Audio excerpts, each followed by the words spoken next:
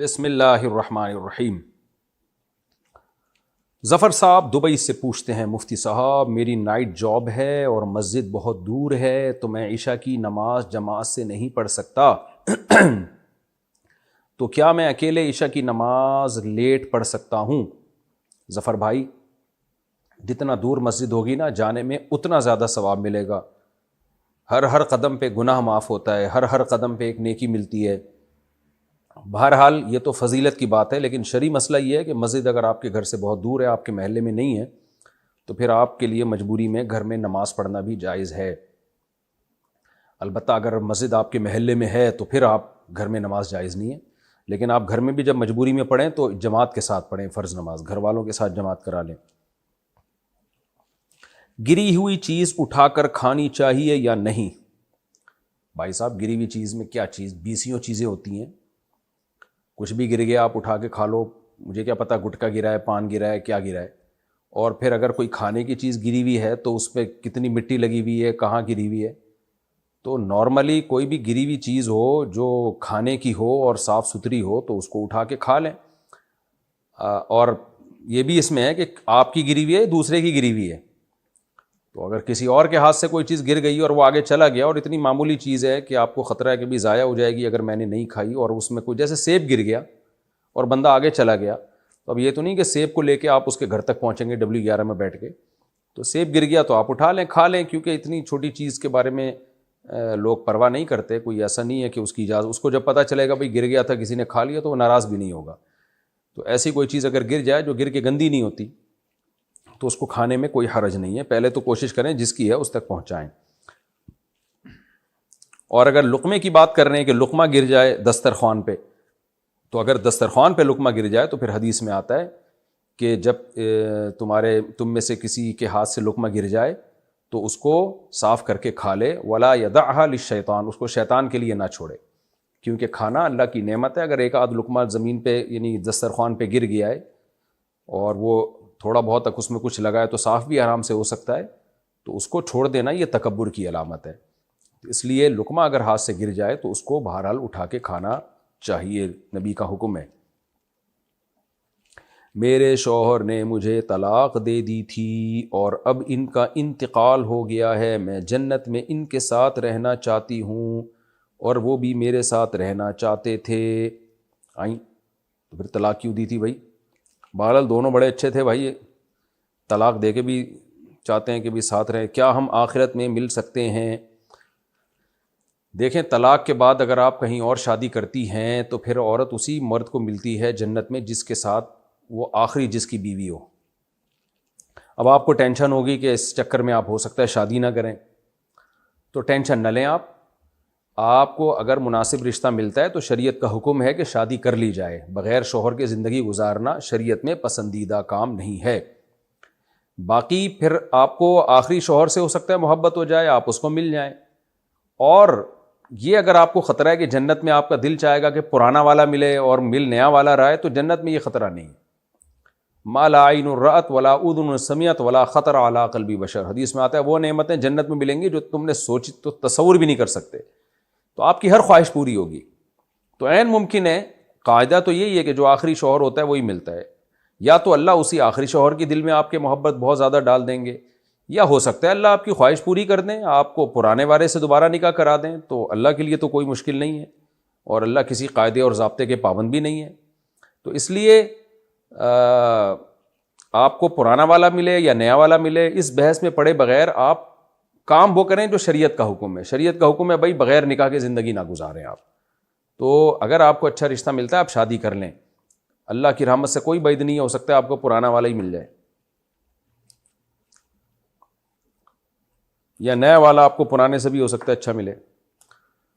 فیاض احمد لاہور سے، میں شادی کرنا چاہتا ہوں لیکن میرا ایک بھائی ہے جو معذور ہے اور اس کا ایک 5 سال کا بچہ بھی ہے، میں شادی تو کر لوں گا لیکن مجھے اس بات کا خوف ہے کہ اگر میں شادی کر لوں تو میری بیوی کہیں میرے اور میرے بھائی اور بھتیجے کے درمیان دراڑ نہ ڈال دے۔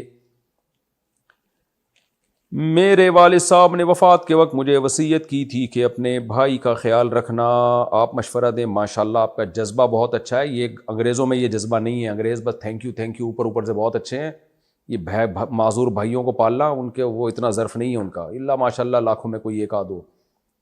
تو غیر مسلم کے جو ہے نا اوپر سے بہت اچھا ہوتا ہے، جب ان کی ڈیپ میں جاؤ گے تو پھر آپ کو لگے گا بھائی ان تلوں میں تیل نہیں ہے، خالی منہ کے فائر۔ آپ نے ایک لفظ سنا ہوگا، کچھ چیزوں میں ظاہری طور پہ بہت اچھے ہیں وہ، لیکن یہ جذبے جو ہمارے مسلمان کمیونٹی میں ہے نا کہ اپنے سگے بھائی کے لیے اتنا خیال کرنا کہ آپ شادی نہیں کر رہے کہ یار میرے بھائی معذور بھائی کا کیا ہوگا، اس کے بچوں کا کیا ہوگا۔ تو بہرحال آپ کا جذبہ اچھا ہے، لیکن جذبات شریعت کی حدود میں رہنے چاہیے تو اچھے ہوتے ہیں۔ اسلام نے آپ کو حکم دیا کہ آپ نکاح کریں، بغیر نکاح کے آپ زندگی گزاریں گے آپ اولاد سے محروم ہو جائیں گے، بڑھاپے میں آپ بھی تو معذور ہوگے، کون سہارا بنے گا؟ کیا معذور بھائی آپ کا سہارا بنے گا؟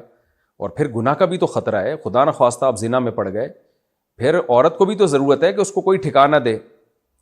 اس عورت کا کیا قصور ہے جس سے نکاح کر کے آپ اس کو اپنی بیوی بنا کے سہارا دیں گے؟ ایسی عورتیں پھر بے سہارا ہو جائیں گی۔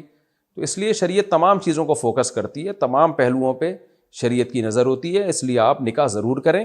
ہاں یہ ضرور ہے کہ جہاں آپ شادی کریں ان کو پہلے بتا دیں، اگر آپ کو یہ خطرہ ہے تو ان کو بتا دیں بھائی میں چھوٹا معذور بھائی ہے، اس کا بچہ بھی ہے، میرے اور بھائی کے درمیان دراڑ مت بننا، میں تمہارے حقوق بھی ادا کروں گا لیکن اس کو بھی اپنے ساتھ رکھوں گا، میں اس کو اکیلا چھوڑ نہیں سکتا۔ اگر پہلے سے ایسی بات ہو جائے تو بہت اچھی بات ہے۔ جابر بن عبداللہ رضی اللہ تعالیٰ عنہ نے، صحیح بخاری میں آتا ہے، کسی طلاق یافتہ یا بیوہ سے شادی کی تھی، تو نبی نے فرمایا کہ ہلا بکرن، بیوہ سے یا طلاق یافتہ سے کیوں کی تم نے؟ تم تو جوان و کواری سے کیوں نہیں کی؟ تو انہوں نے فرمایا یا رسول اللہ میری چھوٹی بہنیں ہیں تو میں میچور خاتون سے اس لیے نکاح کر رہا ہوں کہ میری بہنوں کو بھی سنبھال لے وہ۔ تو اس سے پتہ چلتا ہے کہ بھائی نکاح میں پہلے سے بھی ایک چیز ہوتی ہے انسان کے ذہن میں کہ بھائی ایک میچور خاتون گھر میں آئے گی تو چھوٹی بہنوں کو سنبھال لے گی۔ تو آپ نکاح کریں پہلے سے بتا دیں کہ بھائی دراڑ نہ ڈالنا، اور اگر خدا نخواستہ اس نے دراڑ ڈالنے کی کوشش کی تو آپ آدمی ہو نا، آپ کھڑے ہو جانا، بولنا بھائی میں اپنے سگے بھائی سے، مجھے کیوں میرے دل میں دشمنی ڈال رہی ہو؟ اللہ نے گھر کا سرپرست مرد کو بنایا ہے، تو انشاءاللہ نہیں ہوگا اللہ نے شاء۔ تو بہرحال نکاح کریں آپ، اس بیس پہ نکاح سے دور بھاگنا ٹھیک نہیں ہے، اور اللہ آپ کو صلہ رحمی کا دنیا اور آخرت دونوں میں انشاءاللہ بہترین بدلہ دے گا۔ یہ بہت بڑی نیکی ہے معذور بھائی کو پالنا، اور والد صاحب نے وصیت بھی کی تھی تو اور ڈبل اجر ملے گا، ابا کی وصیت پر عمل کا ثواب بھی ملے گا۔ ایک مرد ہے جس نے 2 بہنوں سے شادی کی ہوئی ہے، اگر کسی دعوت یا ولیمے میں وہ آدمی بھی آیا ہوا ہو تو ہم اس دعوت میں جا سکتے ہیں؟ اس شخص کا تو بائیکاٹ کریں، باقی دعوت جس نے کی ہے اس نے تو نہیں 2 شادیاں کی ہوئی نا 2 بہنوں سے، تو آپ دعوت میں جائیں، لیکن وہ جس نے 2 بہنوں سے شادی کی ہوئی ہے وہ اگر دعوت میں بلائے تو کبھی بھی نہ جائیں، کیونکہ یہ اور اس سے ملے بھی نہیں آپ، کیونکہ یہ حرام اور گناہ کبیرہ ہے۔ ایک بہن سے جب شادی ہوئی تو دوسری بہن سے نکاح ہو ہی نہیں سکتا، وہ زنا ہے۔ تو زنا کو کھلے عام کرنا، اس پہ شادی اور نکاح کا لیبل لگانا، یہ تو کفر ہے ایک طرح کا۔ تو اس لیے ایسے شخص کا بائیکاٹ کریں، اس سے نہ ملیں آپ، اور لوگوں کو بتائیں کہ یہ حرام کام اس نے کیا ہوا ہے۔ جب کوئی کھلے عام گناہ کر رہا ہو تو پھر اس کے بارے میں لوگوں کو بتانے میں کوئی حرج نہیں ہے، آپ بتائیں کہ بھئی یہ زنا ہے، کیونکہ اگر آپ نے اس کی برائی نہیں کی تو لوگ اور بھی کرنا شروع کر دیں گے۔ مجھے پتہ چلا، میں حیران ہوا، ایک صاحب نے 18 شادیاں کی ہوئی ہیں پاکستان میں، کہیں پتہ نہیں کہاں رہتے ہیں وہ، میں نے یعنی اس کو کیا بولے آدمی انسان، تو پتہ چلا جی محترم نے 18 شادیاں کی ہوئی ہیں، 18 لڑکیوں سے افیئر ہے ان کا، اور سب کو بیوی بنایا ہوا ہے، نکاح کیا باقاعدہ سب سے۔ تو بھائی 4 سے زیادہ سے نکاح نہیں ہوتا، 4 سے زیادہ نکاح ایک وقت میں آپ 4 سے زیادہ نہیں رکھ سکتے، لیکن ہیں ایسے لوگ بھی کہ 18 شادیاں کر کے بیٹھے ہوئے، اور چھپائی بھی ہیں انہوں نے، بتایا نہیں ہے دنیا کو، تو ایک کہیں فلانی جگہ رکھی ہے، ہو سکتا ہے 18 کے 18 کو ہی معلوم نہ ہو کہ ہمارے علاوہ بھی اتنی بیوی ہیں اس کمبخت کی۔ تو یہ زنا ہے بھائی، اور یہ کبیرہ گناہ ہے، تو اس لیے 4 سے زیادہ آپ نکاح کریں گے تو وہ کالعدم ہے، اس کی کوئی وہ شریعت میں نکاح ہی نہیں شمار ہوگا وہ۔ اسی طرح 2 بہنوں سے نکاح کر لیا تو جب دوسری سے کیا تو وہ نکاح کالعدم ہے، حرام ہے، ہوا ہی نہیں نکاح، تو ایسے شخص کا بائیکاٹ کریں۔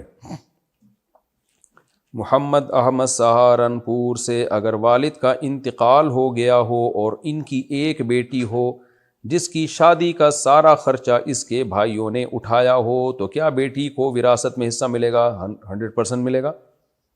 والد کا انتقال ہو گیا اور ان کی بیٹی ہو، سارا خرچہ بھائیوں نے اٹھایا، تو ایک ہی بیٹی تھی تو بھائی کہاں سے آ گئے؟ یا میرا خیال ہے والد کے بھائیوں نے اٹھایا ہو، شاید آپ یہ کہنا چاہ رہے ہیں، یعنی چچاؤں نے اٹھایا، تو خرچہ شادی پہ اٹھایا ہو یا نہ اٹھایا ہو وراثت بہرحال ملتی ہے۔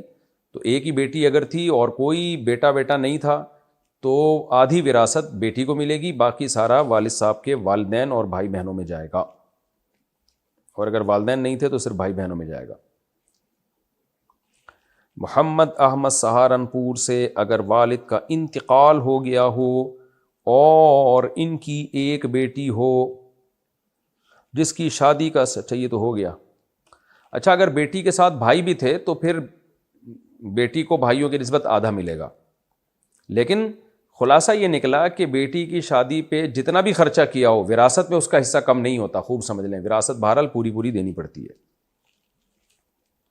ایک شخص کی 4 بیٹیاں ہیں، بیٹا کوئی نہیں ہے، بیوی بھی زندہ ہے، ماشاءاللہ بیوی زندہ ہے بھائی، ماں باپ فوت ہو چکے ہیں، بہن بڑی 3 عدد شادی شدہ ہیں جن میں 2 بہنیں بیوہ ہیں، 2 بہنیں بیوہ ہیں، ایک کی شادی نہیں ہوئی، ساتھ رہتی ہے، بھائی شادی شدہ ہے لیکن بے روزگار ہے، اس کی وراثت میں 1 عدد گھر ہے، اس کی تقسیم کیسے ہوگی؟ بھائی صاحب جو سوال تھا وہ تو اتنا سا تھا کہ بھائی کی وراثت میں گھر ہے، وہ تقسیم کیسے ہوگی؟ آپ نے پوری بیوہ ہیں، شادی ہو گئی، میں نے کہا پتہ نہیں کوئی کیا بتانا چاہ رہے ہیں آپ۔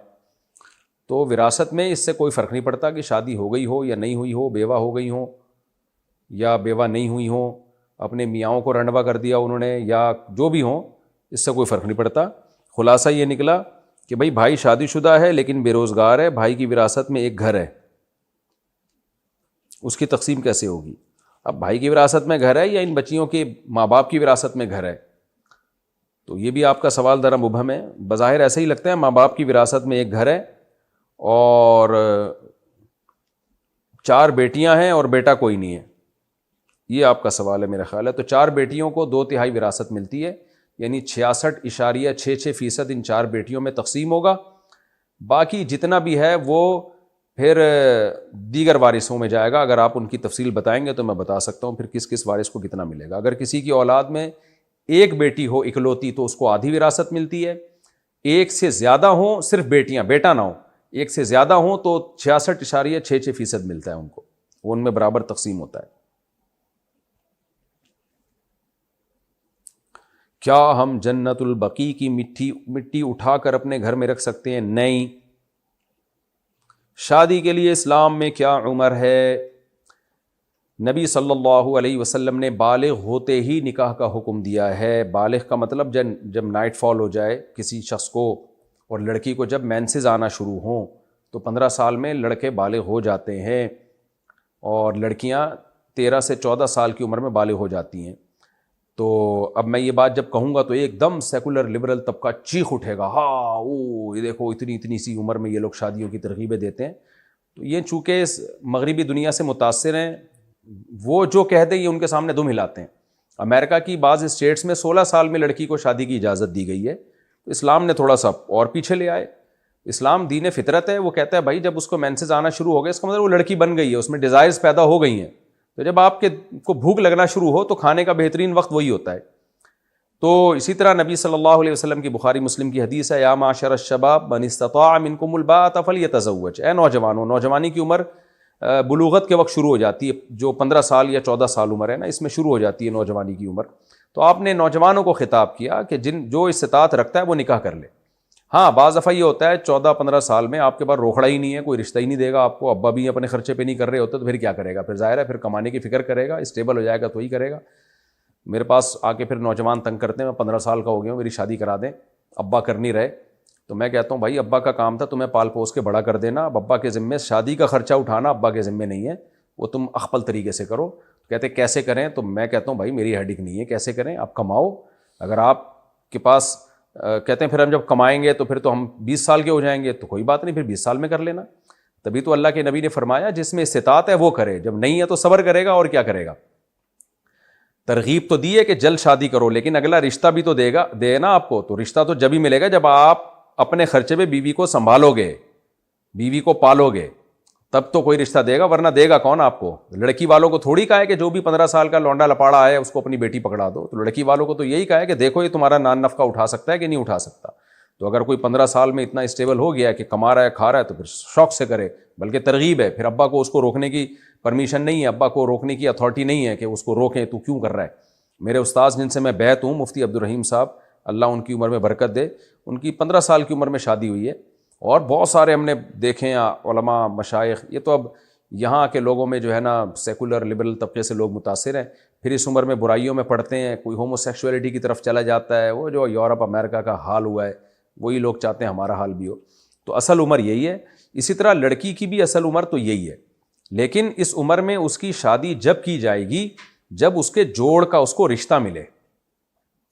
ایک صاحب مجھے کہنے لگے کہ اتنی سی بچیوں کی شادی آپ کر رہے ہیں، سسرال کا بوجھ وہ اٹھائیں گی، شوہر کا بوجھ اٹھائیں گی، اور یو ہو ہا کر کے۔ میں نے کہا بھائی صاحب، ہم یا میں یا شریعت، میں کیا، میں تو شریعت ہی بتاؤں گا نا۔ شریعت جو بالغ بچی کی جلد شادی کا حکم دیتی ہے وہ جب دیتی ہے جب اس کے مناسب رشتہ بھی ملے آپ کو۔ اگر آپ یہ سمجھتے ہیں یہ بچی کم عمر ہے، سسرال کے بکھیڑوں میں پڑھ کے یہ سسرال کی ٹینشن نہیں اٹھا سکتی، ساسیں آج کل کھا جاتی ہیں بھائی، ساری ساسیں نہیں، سوری جو میرا بیان سن رہی ہیں ان ساسوں کے علاوہ بات کر رہا ہوں، بعض ساسیں ڈائن کی طرح ہوتی ہیں، وہ اتنی سی بچی کو کھا جائیں گی، تو پھر آپ نہ کریں۔ تو یہ جب ہے جب اس کے مناسب رشتہ بھی ملے۔ تو الحمدللہ ہمارے خاندان میں بچیوں کی بالغ ہوتے ہی شادیاں ہوئی ہیں، اور بہت اچھی خوشی والی لائف گزار رہی ہیں وہ الحمدللہ، کیونکہ ان کو سسرال اچھا مل گیا، انہوں نے اپنی بہوؤں کو بچیوں کی طرح ہی بیہیو کیا ہے، اور شوہروں نے بھی ان پہ کام کاج کا بوجھ نہیں ڈالا، کہ اس لیے کہ بھائی ابھی نو عمر ہیں، کم عمر ہیں، ان کے ہنسنے کھیلنے کی عمر ہے۔ تو اس عمر میں دوستیاں آج کل شروع ہو جاتی ہیں، یورپ امریکہ میں تو بہت ہوتا ہے، 13 سال کی بچیوں کے بوائے فرینڈ، اور ایک نہیں 20 بوائے فرینڈ ہوتے ہیں ان کے، اور ان کے فزیکل ریلیشن بھی ہوتے ہیں، وہاں کوئی آواز اٹھانے والا نہیں ہے، یہ ظلم ہو رہا ہے۔ اسلام نے نکاح کی ترغیب دے دی کہ بچی کا گھر بس جائے گا، تو اس پہ لوگ آواز اٹھاتے ہیں، شور مچاتے ہیں۔ اور ویسے بھی جب کم عمری میں بچی کی شادی ہوتی ہے تو سسرال کے حساب سے وہ ایڈجسٹ ہو جاتی ہے، لیکن اس میں یہ بہرحال ضروری ہے کہ سسرال اچھا ہو، اسرائیل والا سسرال نہ ہو۔ تو اگر نہیں ملتا رشتہ تو پھر تو نہیں کرنی چاہیے بچی کے لیے، کم عمری میں اس کے جوڑ کا، اس کو سنبھالنے والا مناسب رشتہ نہیں ملتا تو پھر تو بھائی نہیں کرنی چاہیے، پھر تو 20 سال میں بھی نہ کریں۔ ایک صاحب کہنے لگے نا اتنی کم عمر کی شادی، اگر اچھا رشتہ نہ ملے تو ہم کیا کریں، اس کی شادی جلدی کیسے کریں؟ میں نے کہا بھائی اچھا رشتہ نہ ملے تو پھر 40 سال میں بھی نہ کریں۔ لڑکی کا نکاح جلدی کرنے کی ترغیب اسی صورت میں ہے جب اس کے پیرالل اس کے مناسب رشتہ بھی ملے، اور مناسب رشتے میں ہر چیز دیکھی جاتی ہے کہ یہ اسے سنبھال بھی پائے گا کہ نہیں سنبھال پائے گا۔ تو اگر مل رہا ہو پھر کر دینی چاہیے۔ آج تک ایسا ہی ہوتا رہا، میری دادی بتایا کرتی تھی، میری 13 سال میں شادی ہوئی، ماشاءاللہ کتنی اچھی لائف گزاری انہوں نے، اولادیں بھی ہوئیں اور زندگی کو انجوائے کیا، اور 80-85 سال میں ان کا انتقال ہوا۔ 80 سال کے بعد تو ان کی عمر ہی بڑھنا بند ہو گئی تھی، جب بھی پوچھتے تھے ہم کہتے تھے 80 سال، ہم کہہ رہے تھے اماں ہم آپ سے پتہ نہیں کتنے سالوں سے پوچھ رہے ہیں، 80 ہی کی ہیں آپ۔ تو ایسی صحتیں تھیں ان لوگوں کی ماشاءاللہ۔ تو اب ہمیں سارا فطرت سے بغاوت پہ لے جا کے ہمیں برباد کر دی ہے۔ البتہ یہاں ایک سوال ہوتا ہے، بھائی پھر تعلیم کیسے ہوگی، ایجوکیشن کیسے کمپلیٹ کرے گی؟ وہاں میں بار بار کہتا ہوں کہ باپ کا کام ہے بچی کو تعلیم دینا، جب رشتہ آ جائے تو سسرال کے حوالے کرے، اور سسرال کو بولے اب کمبخت تو پڑھائے گا اس کو، داماد کو بولے۔ جیسے آپ کی بچی میڈیکل کالج میں پڑھ رہی ہے، اچھا رشتہ آ گیا تو باپ کو چاہیے اب اس کی شادی کر دے، اور سسرال سے بولے اب یہ بہو کا خرچہ بقیہ تم اٹھاؤ گے، میڈیکل کالج میں جو 2 سال رہ گئے بغیر تو یہ 2 سال کا خرچہ تم اٹھاؤ گے، کیونکہ تمہاری بہو بھی ہے، یا میری بیٹی ہے، جب تک میرے گھر میں تھی میں نے پڑھایا ہے، اب تم جیسے بغیر تو استغفر اللہ، یعنی تم لوگوں کے گھر میں جا رہی ہے تو اب بقیہ خرچہ تم اٹھاؤ گے۔ اگر وہ اٹھانے پر ایگری ہے اس کا مطلب خاندانی لوگ ہیں، لیکن بے شرم لوگ آج کل تیار نہیں ہوتے، ان کو ریڈی میڈ ڈاکٹر چاہیے، وہ چاہتے ہیں انویسٹمنٹ باپ کی ہو اور ڈاکٹر بننے کے بعد پیڑے ہم کھائیں۔ تو ایسے بے غیرت لوگوں میں شادی کرتے کیوں ہو پھر؟ اچھا بھائی، اچھا میرے بھائی، آئی بروز کے بال اگر زیادہ لمبے ہوں تو ان کو قینچی سے تھوڑا سا تراش لینا کیسا ہے؟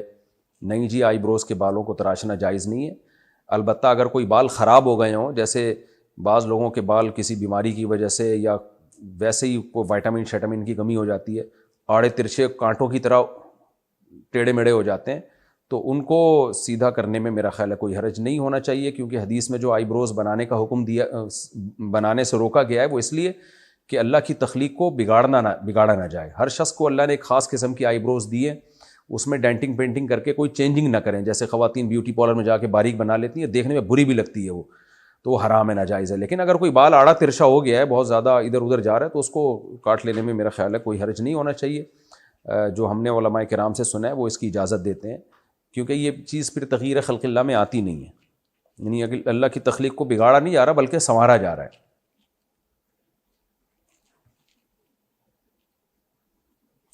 عورت کا ناپاکی کی حالت میں نکاح کے لیے مسجد جانا کیسا ہے, جبکہ اس کا اپنا نکاح ہو؟ جائز نہیں ہے بھائی, ناپاکی کی حالت میں عورت مسجد میں نہیں جا سکتی. اگر نکاح کر رہی ہیں تو اپنے کسی نمائندے کو, وکیل کو بھیج دیں, یا مسجد کے کمرے وغیرہ میں نکاح ان کا انعقاد ہو جائے. یعنی مسجدوں سے متصل کمرے بھی ہوتے ہیں نا, امام کا, مؤذن کا, وہاں نکاح ہو جائے, لیکن مسجد کے اندر نہیں جا سکتی. بغیر وضو کے لیٹ کر موبائل میں قرآن پڑھنا کیسا ہے؟ جائز ہے. مفتی صاحب کیا سجدے کی حالت میں تلاوت کر سکتے ہیں؟ نہیں کر سکتے, حدیث میں منع ہے. میں عالمہ نہیں ہوں, لیکن کیا علماء سے سن کر دین کی باتیں عورتوں کو بتا سکتی ہوں؟ جی بتا سکتی ہیں, لیکن واعظہ بننا جو ہے نا, واعظ یعنی واعظ و نصیحت کرنا, اس میں اپنے بگڑنے کے خطرات بہت ہوتے ہیں. جب آپ پبلک کو بٹھا کے نصیحت کریں تو لوگ واہ واہ بھی کرتے ہیں, عزت بھی دیتے ہیں, ہدیے نذرانے بھی بعض دفعہ آنا شروع ہوتے ہیں, انسان کا نفس خود بگڑنے لگتا ہے. اس لیے علماء کہتے ہیں کہ عوام میں واعظ و نصیحت کے لیے ضروری ہے کسی بزرگ سے خود اصلاحی تعلق قائم کریں, کسی کو مینٹور بنائیں. تو آپ بھی اگر خواتین میں بیان کرنا چاہتی ہیں تو کسی بوڑھے اللہ والے بزرگ سے اصلاحی تعلق قائم کریں, کیونکہ جوان عورت کے لیے کسی جوان شیخ سے بیعت ہونے میں بھی آج کل فسادات کا بڑا خطرہ ہوتا ہے. کیونکہ انسان جتنا بھی نیک ہو, بہرحال آدمی پہلے ہوتا ہے, وہ نوجوان ہی ہوتا ہے, اس میں خود اس کے بگڑنے کا بھی خطرہ ہوتا ہے. کیونکہ پیر و مرشد کوئی فرشتہ تو نہیں ہے نا, ہے تو وہ انسان ہی, اس میں بھی خواہشات ہیں. تو اس لیے جو بھی جوان لڑکیاں ہیں, جب میں ان کو مشورہ دیتا ہوں کسی سے بیعت ہونے کا, تو میں یہی کہتا ہوں کہ جوان پیر و مرشد کے بجائے کسی بوڑھے سے بیعت ہو, اور ایسے بوڑھے سے جس کے پر علماء کو اعتماد ہو.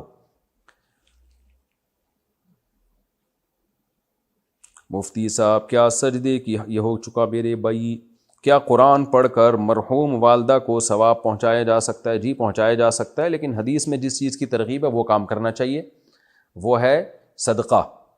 تو کوئی بھی اچھا کام کر لیں, مسجد کی تعمیر, مدرسے میں پیسے دے دیے, صدقہ, پیسے کو زیادہ فوکس کریں. آج کل مسلمان چاہتے ہیں ہم سے نمازیں پڑھوا لو, روکھڑا نہیں نکالنا جیب سے. اگر کسی عورت کی عشاء کی نماز غلطی سے قضا ہو جائے اور صبح اس کے ناپاکی کے ایام شروع ہو جائیں, تو اس کی قضا ناپاکی کے ایام ختم ہونے کے بعد پڑے گی, اور کس وقت پڑھ سکتی ہے؟ جی ناپاکی کے ایام ختم ہونے کے بعد وہ جب چاہے قضا پڑھ لے, ناپاکی میں نہیں پڑھ سکتی. لیکن یہ کبیرہ گناہ ہے نماز کا قضا کر دینا, خوب سمجھ لیں.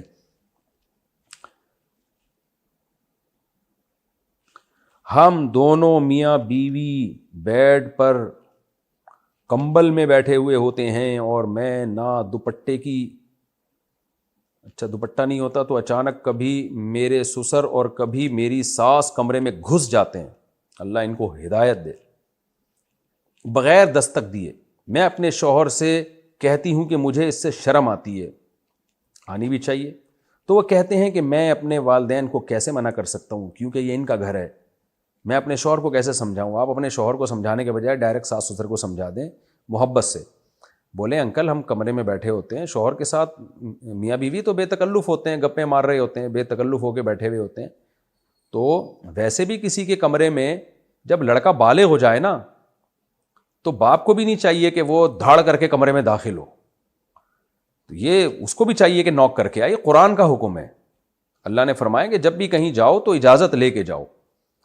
تو اس لیے اس کو پہلے بتا دیں, ساس سسر کو, ان دونوں کو پہلے آپ محبت سے, پہلے میاں کو بولیں کہ آپ خود ہی بتا دیں, محبت سے سمجھا دیں. میاں صاحب نہیں بتا رہے تو آپ بہت ہی رسپیکٹ کے ساتھ کہ سسر صاحب آپ میرے باپ کی طرح ہیں, تو آپ بہت اچھے ہیں, مجھے آپ پہ کوئی شک نہیں ہے, لیکن میرے والد صاحب بھی تھوڑا سا اس کا خیال کیا کرتے تھے کہ جب کمرے میں آتے تھے نوک کر کے آتے تھے, تو آپ بھی تھوڑا سا خیال کر لیا کریں. لیکن خود نہ کہیں, کسی اور سے کہلوا دیں. خود کہیں گے نا تو ایسی جنگ شروع ہوگی کہ ختم ہی نہیں ہوگی کبھی. ساس کو یا سسر کو سمجھانا بات ایسے جیسے اونٹ کو رکشے میں بٹھانا. بہرحال یہ غلط ہو رہا ہے, اس کو ختم کریں, یہ بالکل غلط ہے, اور یہ کوئی ساس سسر کا حق نہیں ہے, اور یہ اگر گھر ان کا بھی ہے تو بھی کوئی حق نہیں ہے کہ آپ کسی کے کمرے میں ایسے گھس آئیں, یہ جائز نہیں ہے. اور آپ کا شرم آنا بالکل ٹھیک ہے, حیا جن خواتین میں ہوتی ہے ان کو یہ عمل برا لگتا ہے. یہ تو اچھی بات ہے, اللہ نے آپ میں حیا رکھی ہے. آج کل تو حیا ہی مارکیٹ سے شارٹ ہوتی جا رہی ہے, نام بس حیا رکھا جا رہا ہے, حیا ہوتی ہے نہیں اندر. الحیاء جزء من الایمان, حدیث میں آتا ہے حیا ایمان کا حصہ ہے, تو شرم و حیا ہونی چاہیے.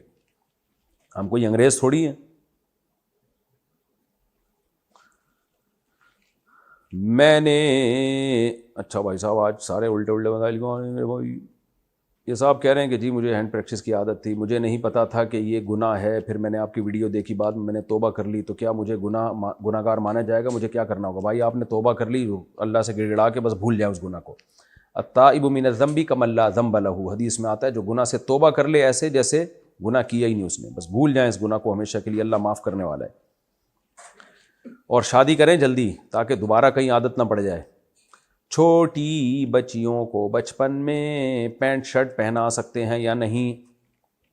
نہ پہنائیں تو اچھا ہے. بچیوں کو ہمیشہ شروع سے ہی کھلے ڈلے لباس سے مانوس کرنا چاہیے, اور تاکہ ان کو بچپن میں جو لباس پہنا دیا نا بچی اسی سے مانوس ہوگی, یہ ذہن میں رکھیں. یہ جو سلیو لیس اور آدھے آدھے کپڑے بچپن میں بچیوں کو پہنا دیتے ہیں, یہ ظلم کر رہے ہوتے ہیں. تو بچیوں کو بچپن میں پراپر ڈریس پہنائیں گے تو عادت ہو جائے گی. تو میں اس کو پسند نہیں کرتا کہ بچیوں کو پینٹ شرٹ پہنائی جائے. میں اس لیے نہیں کہ شریعت, اس لیے نہیں کہ میری کیا حیثیت ہے, شریعت کا مزاج نہیں ہے, وہ چست لباس ہوتا ہے. خواتین کو تو ڈھیلا ڈھالا لباس پہننا چاہیے. ثنا صاحبہ انڈیا سے, مفتی صاحب 2 مہینے پہلے ہمارے والد صاحب کا انتقال ہو گیا, اللہ تعالیٰ مغفرت فرمائے. ہمیں ان کی بہت یاد آتی ہے, رونا آتا ہے. لوگ کہتے ہیں رونے سے تمہارے والد صاحب گناہ گار ہوں گے, تو کیا ہم رو سکتے ہیں یا نہیں رو سکتے ہیں؟ بھائی چیخنے چلانے سے گناہ ہوتا ہے؟ رونا تو ایک فطری چیز ہے. ابا ہیں بھائی, ساری زندگی ساتھ گزارا, انہوں نے آپ کو پالا پوسا, گھر دیا, عزت دی, خاندان دیا, آپ کی والدہ کو بھی چھاؤں دی انہوں نے. ماں جو بچے کو پالتی ہے عزت کے ساتھ, باپ کی چھاؤں ہوتی ہے تو پالتی ہے. تو یہ تو میں تو 6 مہینے تک روتا رہا تھا, لیکن کسی کو بتاتا بھی نہیں تھا, چھپ چھپ کے روتا تھا جب والد صاحب کی یاد آتی تھی. اس کے بعد بھی روتا رہا 6 مہینے, تو بہت زیادہ یاد آتی تھی. یہ تو نیچرل ہے. البتہ بس خود سے غم بڑھانا شریعت میں اچھا نہیں ہے. یہ سوچ کے صبر کریں بھائی سب نے جانا ہے, ایمان پر موت ہوئی ہے, اعمال پہ موت ہوئی ہے, جو تھوڑی بہت کوتاہیاں ہوئی ہیں تو ہمیں اللہ نے توبہ کا آپشن دیا ہے, ہم توبہ کریں گے ان کے لیے, مغفرت کی دعا کریں گے ان کے لیے. تو اس طرح سے کرتے رہیں تو انشاءاللہ کوئی گناہ نہیں ہوگا. ہاں چیخنا چلانا ہر وقت, دکھڑے اب ہے یہ میرے ابا مر گئے, بھائی میرے ابا یہ ہو گئے, ہر وقت غم پیش کرتے رہنا, یہ برا عمل ہے. دیکھ گھما کر منت مانگنا کیسا ہے؟ یہ کیسا ہوتا ہے بھائی؟ یہ جائز نہیں ہے بھائی. منت ماننا ہے تو سیدھے زبان سے بول دیں اللہ تو نے میرا یہ کام کیا تو میں اتنے روزے رکھوں گا, لیکن منت ماننا پسندیدہ کام نہیں ہے. بہت سے لوگ زبان سے اپنے اوپر ایسی ایسی چیزیں لازم کر لیتے ہیں, ان سے پھر ہوتی نہیں ہے وہ, تو یہ اچھا شریعت میں اس کو پسند نہیں کیا گیا. باقی دیکھیں گھمانا ومانا بکواس ہے, فضول کام ہے. نامحرم سے کسی کام کی مجبوری میں بات چیت کرنا یا اس سے فون پر ضروری کام کے لیے بات کرنا کیسا ہے؟ ضرورت کے وقت جائز ہے, لیکن اپنے جذبات پہ بھی کنٹرول کریں, بہن سمجھ کے بات کریں, بولیں بھی اس کو بہن. جب کسی نامحرم کو آپ سسٹر بول دیں نا تو آدھا فتنہ ویسے ہی ختم ہو جاتا ہے. آنٹی نہ بولیں, اگر آنٹی بول دیا تو وہ پھر حالات کے ذمہ دار آپ خود ہوں گے. بہن بول دیں کافی ہے. اچھا میرے بھائی, اگر کوئی 90 سال کی بھی ہو نا آنٹی, پھر بھی نہ بولیں. اگر کوئی تہجد پڑھ کر وطر پڑھتا ہو اور ایک دن اس کی تہجد کے لیے آنکھ نہ کھلے اور وطر رہ جائے تو کیا کرے گا؟ وطر چھوڑنا گناہ ہے. حدیث میں آتا ہے من لم یوتر فلیس منا, ان اللہ زادکم صلاۃ الا وہی الوطر. اتنی سخت تاکیدات ہیں وطر کی, تو اس لیے وطر چھوڑنا جائز نہیں ہے. تو اگر کسی کو شک ہو کہ پتہ نہیں تہجد میں آنکھ کھلے گی کہ نہیں کھلے گی, تو اس پر لازم ہے کہ وطر پڑھ کے سوئے. حضرت ابو ہریرہ رضی اللہ تعالیٰ عنہ وطر پڑھ کے سویا کرتے تھے. ان کو خطرہ ہوتا تھا کہ پتہ نہیں آنکھ کھلے نہ کھلے, کیونکہ وہ پڑھائی کرتے تھے, پڑھتے تھے, علم حاصل کرتے تھے, تو ڈر ہوتا تھا کہ دیر سے سوؤں گا تو آنکھ نہ کھلے کہیں. تو اس لیے جس کو یہ خطرہ ہو تو اس پر لازم ہے کہ رات کو پڑھ لے. پھر بھی اگر آپ کو یقین تھا کہ تہجد میں آنکھ کھلے گی, اس لیے آپ نے وطر چھوڑ دیا اور اتفاق سے آنکھ نہیں کھلی, تو پھر اللہ معاف کرنے والا ہے, پھر قضا پڑھ لیں.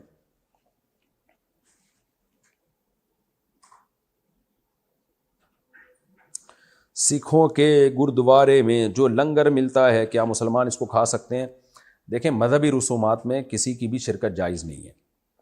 سکھوں کے ساتھ دوستی بھی رکھ سکتے ہیں آپ, یعنی ایک ایز اے انسانیت, جیسے سب سے اچھی طرح سے ملتے ہیں، یعنی یہ دوستی مراد ہے میری، تو ان سے بھی آپ اچھی طرح سے ملیں. گفٹ بھی دیا جا سکتا ہے اگر آپ کے سکھ لوگ دوست ہیں، لیکن مذہبی رسومات میں شرکت جائز نہیں ہے.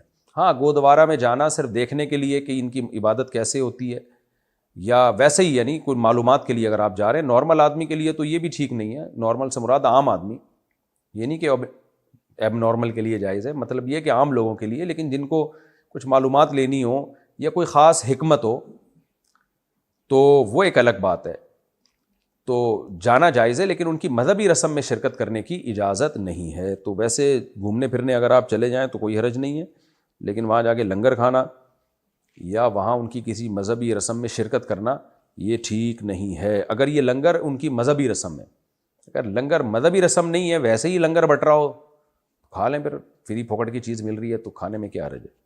کیونکہ بعض دفعہ ویسے ہی لنگر بٹ رہا ہوتا ہے نا بھائی، مذہبی، جیسے ہماری مسجد میں بعض دفعہ لنگر بٹ رہا ہوتا ہے، تو وہ لنگر یہ نہیں ہوتا کہ وہ مذہبی رسم کے طور پر کسی نے دیکھا مسجد میں نمازی آئے ہوئے ہیں، چلو میری طرف سے کھانا ہو گیا. تو ایسے ہی اگر گردوارا لفظ ہے نا، یہ گردوارا، اگر اس میں ویسے ہی لوگ بیٹھے ہوئے ہیں، سکھ لوگ گئے ہوئے ہیں، کسی نے کھانا تقسیم کر دیا اور آپ نے بھی دونے والے کھا لیے، اور مذہبی کوئی رسم نہ ان کی، مذہبی کا مطلب یہ ہے کہ ان کے خاص دن ہیں جن میں عبادت بھی ہوتی ہے اور پھر کھانا بھی ہے، ان کے مذہب کا حصہ ہے، پھر ٹھیک نہیں ہے. لیکن ویسے ہی کوئی کہیں کھانا کھا لے جا کے اور کھانا حلال ہو تو جائز ہے. لیکن بہرحال ان چیزوں سے ایوائڈ کریں میرے بھائی، بس ویسے سلام دعا رکھیں.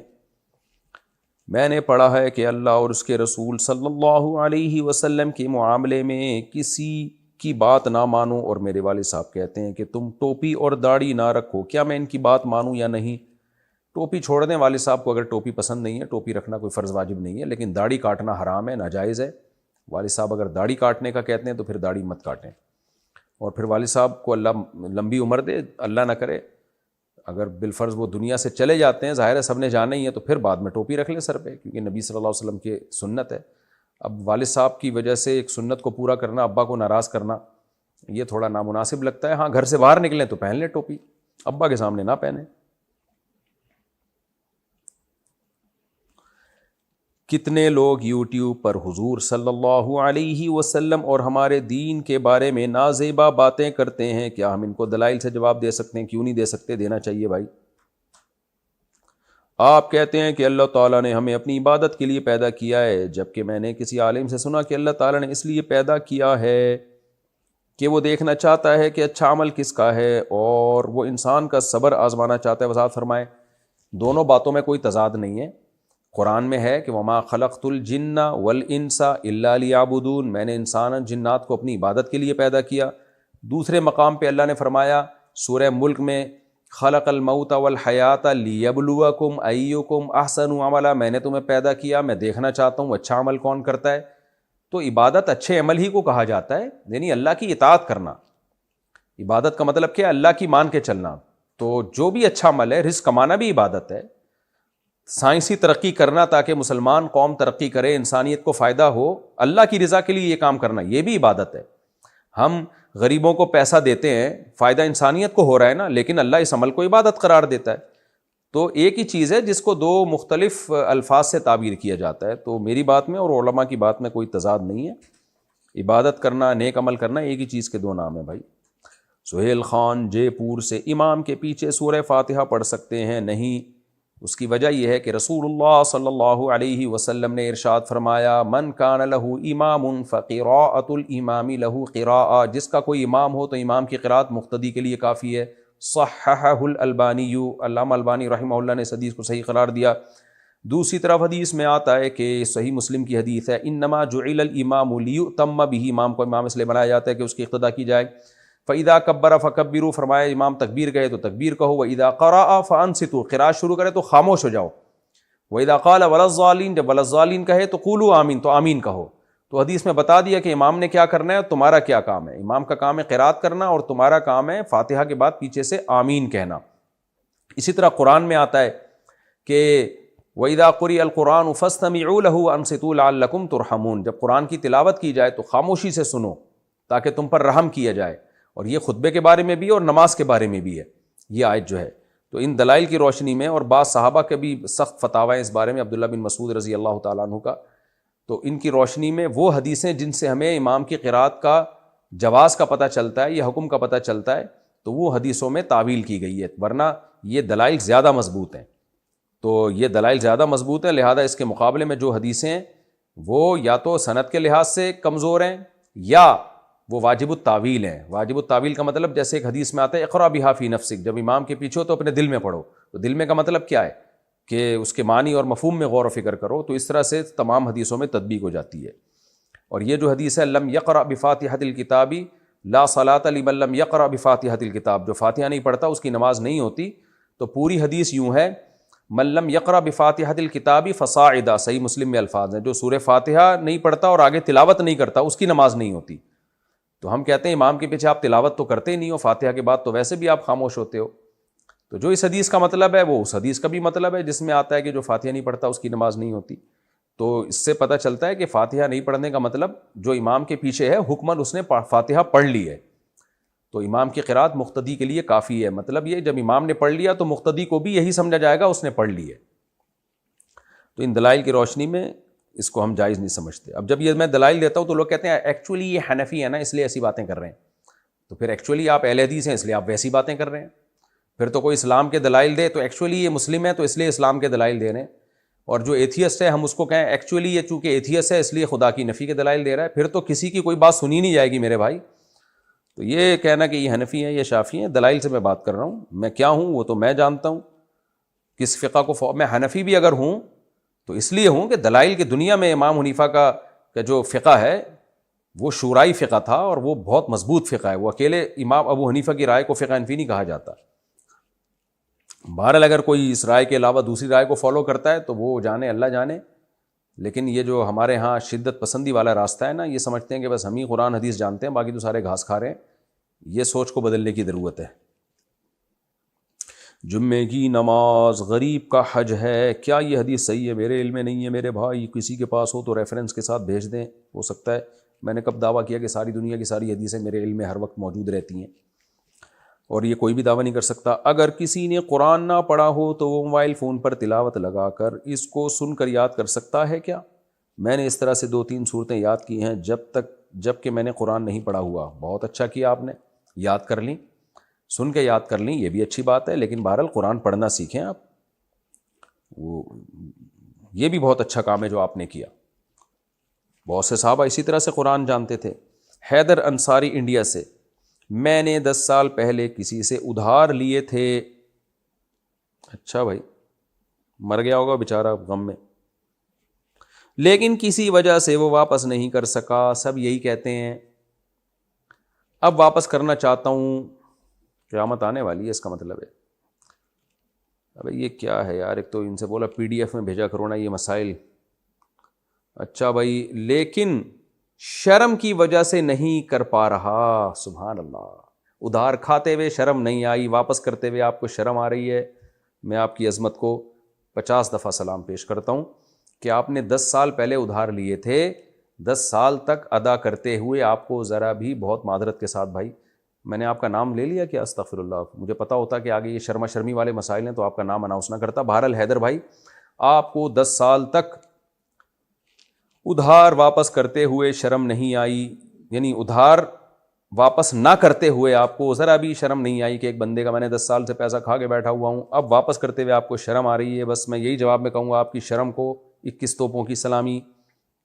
آپ بے شرم بن کے ان کو پیسے دے دیں، یہاں بے شرمی کا ثواب آپ کو بہت زیادہ ملے گا. آپ بے شرم بن جائیں، پیسے دے دیں، بولیں یہ بے شرم آدمی تمہیں پیسے دے رہا ہے، تو اس بے شرمی کا ثواب آپ کو بہت ملے گا اس دفعہ. شرم ویسے اسلام میں شرم کا ثواب ملتا ہے، بے شرمی کا نہیں ملتا، لیکن اس موقع پہ بے شرمی کا آپ کو ڈبل ثواب ملے گا. کیا کوئی غم ایسا ہے جس میں خودکشی کرنا جائز ہو؟ نہیں بھائی، کسی غم میں جائز نہیں ہے.